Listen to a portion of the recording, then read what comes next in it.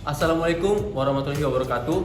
Selamat pagi, salam sejahtera untuk kita semua. Perkenalkan, nama saya Yosef Hari Kristian, NIM 9043155, beserta kawan saya Carolina Daily, NIM 9043197. Di sini kami akan menjelaskan mengenai cara membaca laporan keuangan. Mari kita mulai dengan laporan posisi keuangan. Laporan posisi keuangan perusahaan atau Statement of Financial Position adalah laporan sistematis yang mengenai aktiva, utang, serta modal dari suatu perusahaan terhadap atau pada suatu periode tertentu. Nah, laporan posisi keuangan memberitahumu mengenai aset yang kamu miliki serta liabilitas atau hutang yang ada di perusahaan kamu.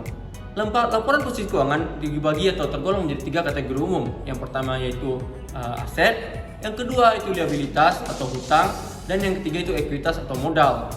Nah, seperti inilah laporan posisi keuangan. Kita lanjut selanjutnya yaitu aset. Aset merupakan semua yang kamu miliki atau semua yang perusahaan miliki, termasuk kas, peralatan kantor, persediaan, hak paten, dan yang lainnya. Terkadang mereka dipisahkan menjadi 2 bagian, yaitu aset lancar dan aset tetap. Apa itu aset lancar? Aset lancar merupakan semua yang bisa kamu jual secara cepat, seperti kas dalam bank, persediaan, peralatan kantor, dan sebagainya.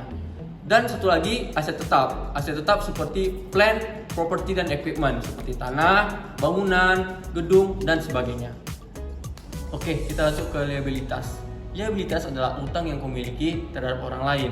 Nah, liabilitas sendiri ini bisa seperti utang pajak, utang gaji karyawan, dan sebagainya. Pada liabilitas sendiri ini terbagi menjadi 2, yaitu utang lancar dan utang jangka panjang. Apa itu utang lancar? Utang lancar adalah utang yang kamu miliki selama 1 tahun periode akuntansi, dan utang jangka panjang adalah utang yang kamu miliki selama 1 tahun ke depan. Pada umumnya, liabilitas sendiri ini juga memiliki beberapa contoh akun seperti pengeluaran uang terhadap gaji karyawan, beban-beban dan lain sebagainya. Oke, yang terakhir itu adalah ekuitas. Ekuitas adalah nilai sisa perusahaan setelah mengurangi utang dari aset. Ekuitas terpisah menjadi saham biasa jika perusahaan memiliki saham yang dijual serta laba ditahan. Yang mana laba ditahan sendiri adalah keseluruhan atau sebagian laba perusahaan pada periode tertentu yang tidak dibagikan kepada pemegang saham sebagai dividen mereka.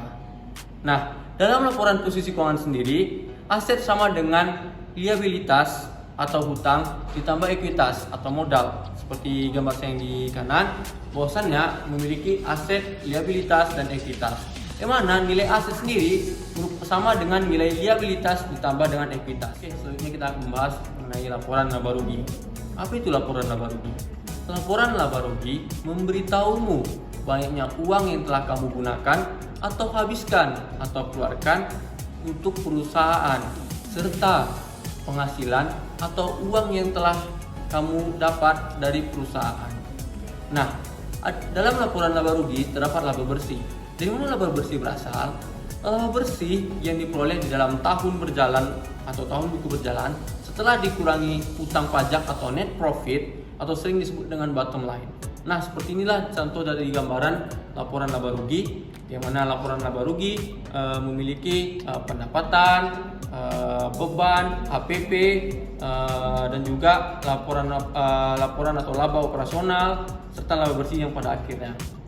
Baik, saya akan melanjutkan. Di dalam laporan laba rugi terdapat beberapa, yaitu pendapatan, harga pokok penjualan, laba kotor, beban, dan laba bersih. Nah, mari kita jelaskan satu persatu. Di mana pendapatan adalah berapa banyak uang yang kamu hasilkan. Sedangkan HPP merupakan berapa banyak biaya yang kamu keluarkan untuk membuat dan mendistribusikan produk suatu layanan. Nah, contoh umumnya yaitu biaya laba kotor adalah seberapa nilainya produk atau layanan kamu. Nah, laba kotor ini didapat dari pendapatan mengurangi dengan HPP. Nah, beban operasional adalah beban yang dihasilkan dalam mengoperasikan perusahaan, seperti beban listrik dan air, beban sewa, asuransi, dan lain-lain.